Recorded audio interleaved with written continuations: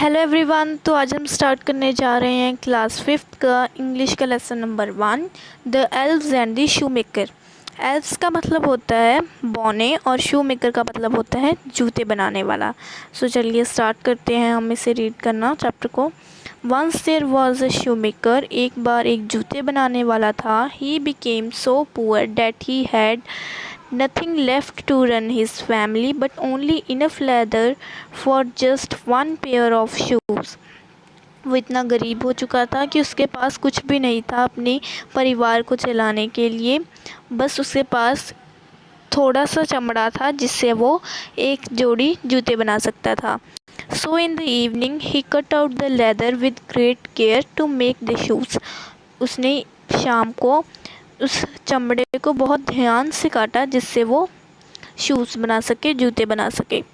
But he was so disappointed that he left his work on the table to finish in the morning. पर वो अपने आप से इतना नाखुश था कि उसने अपना काम टेबल पर ही छोड़ दिया कि वो उसे सुबह ख़त्म कर लेगा। डिसअपॉइंटेड का मतलब होता है नाखुश होना। He was almost in tears, उसके आंसू आ रहे थे। Before he fell asleep he prayed to God and asked to help him. सोने से पहले उसने भगवान से प्रार्थना की कि वो उसकी मदद करें। इन the morning he found a wonderful pair of shoes on his table. सुबह के समय उसने बहुत ही अच्छे जूतों का जोड़ा अपने टेबल पर पाया। ही वॉज सरप्राइज्ड, वो बहुत हैरान हुआ। He took the shoes in his hand and looked at them closely. उसने जो जूतों को अपने हाथ पे रखा और उन्हें पास से देखने लगा। They were so neatly made that there was not even one bad stitch on them. वो इतनी अच्छी तरह से बने हुए थे कि उनके ऊपर सिलाई का एक भी बुरा निशान नहीं था। The pair of shoes were indeed a masterpiece. जो जूतों का जोड़ा था वो सच में एक मास्टरपीस ही था। मास्टरपीस का मतलब होता है जो चीज़ बहुत ही अच्छी तरह से बनी हो और उसमें कोई भी कमी ना हो। Soon after a customer came into the shop. थोड़ी देर बाद एक कस्टमर मतलब ग्राहक दुकान में आया। ही लाइक द शूज़, उसे जो जूते हैं वो बहुत अच्छे लगे। He paid more than the usual price, उसने नॉर्मल प्राइस जो होता है उसके बराबर ज़्यादा पैसे दिए शू मेकर को।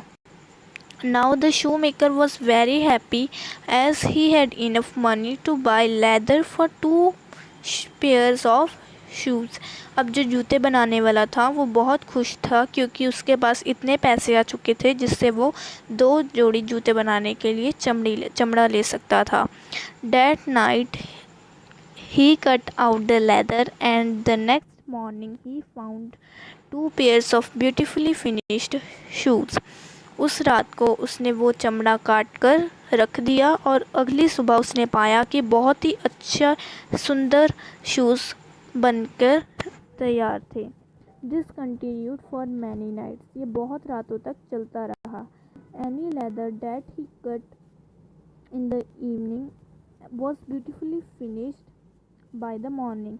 जो भी चमड़ा वो शाम को काटता था वो बहुत ही सुंदर सुबह से जूते उसके बने मिलते थे। Soon the shoes maker became rich, थोड़ी देर बाद ही जो जूते बनाने वाला था वो अमीर हो गया। One evening the man said to his wife, let's stay up tonight to see who is helping us.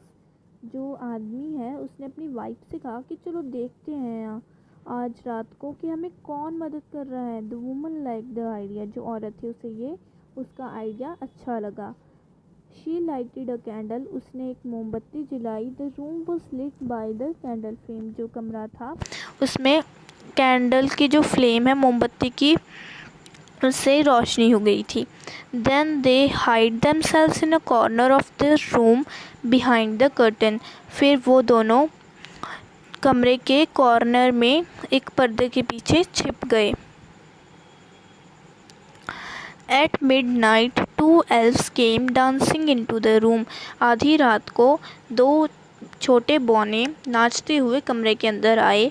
Both were wearing old and torn clothes. दोनों ने ही पुराने और फटे कपड़े पहने हुए थे. They sat down at shoemaker's table. दोनों शूमेकर जूते बनाने वाले के टेबल पर बैठ गए. They began to stitch, sew and hammer so skillfully that the shoemaker was surprised.